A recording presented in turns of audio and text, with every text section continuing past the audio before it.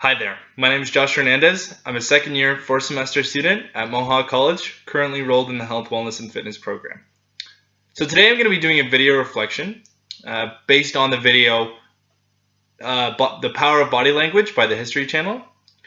So one of the interesting things that I learned about this video was the 7 universal signs of communication or body language, which are happiness, surprise, contempt, fear, disgust, and anger.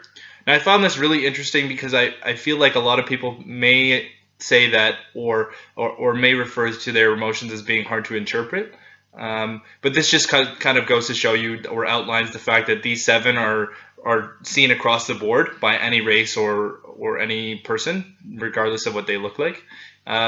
I would like to apply this, or how I would try to apply this in the future would be to just be more aware of people's body language, the way they carry themselves, or the way they're perceiving your message, so that there may not be any miscommunication in the future, as well as just be more alert and aware of what people are perceiving or how they're reacting to your message.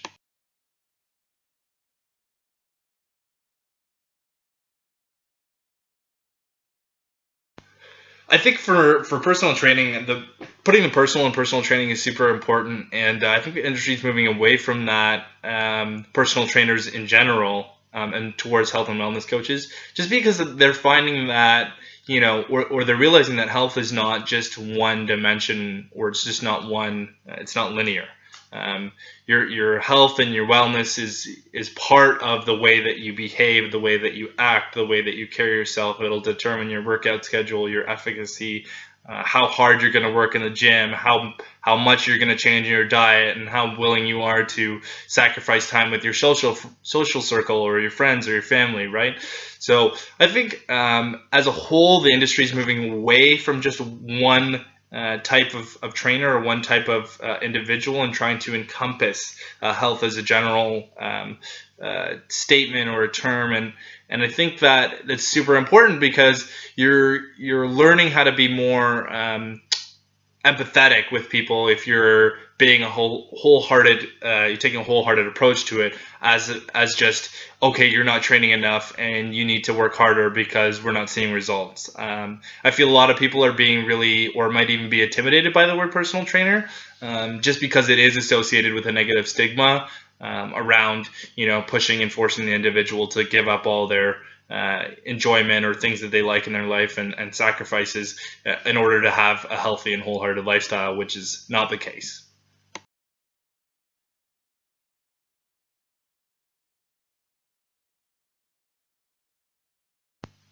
So I think it's really important as well to develop communication skills, and I feel this is because it allows you just to be able to communicate with people. I mean, it doesn't really get more straightforward than that. If people are not understanding what you're saying or misperceiving what you're trying to communicate, there's always going to be a barrier there between you and your clients. And I think it just allows your clients to feel more open. It allows you to have conversations and get to know them.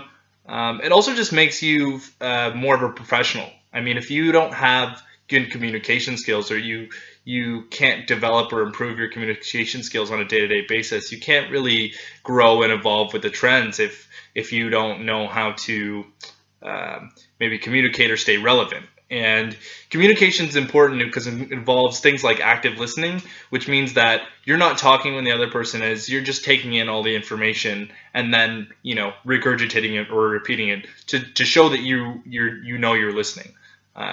Good communication isn't always just talking to a person one-on-one. Good communication is mostly body language, right? So how to diffuse a situation in terms of if someone's angry or upset is again a very important skill to have. So because it demonstrates that you know what you're doing, and that you don't know, or that you don't activate a situation or start engage in a situation that may or not be harmful or potentially wrong. Fuck that up.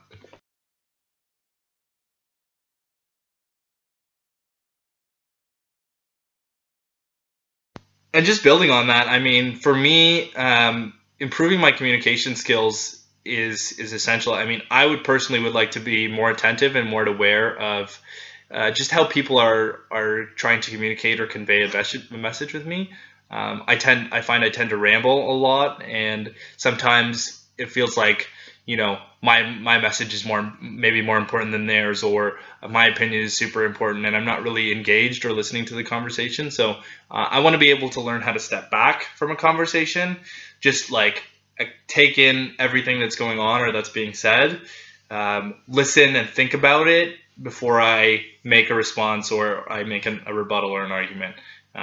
It just allows you to come off more professional, and it really gives the conversation more substance, as opposed to trying to rush through it and get to the end just real quick and just get your opinions out there, rather than just taking it slow and trying to kind of learn and really pick up on what they're saying, so that you can build on that conversation and move forward as a person and with them.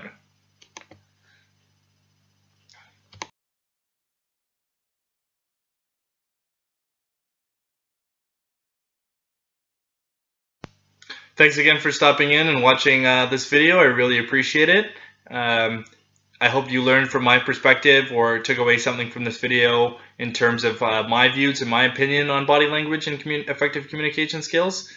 And have a great day.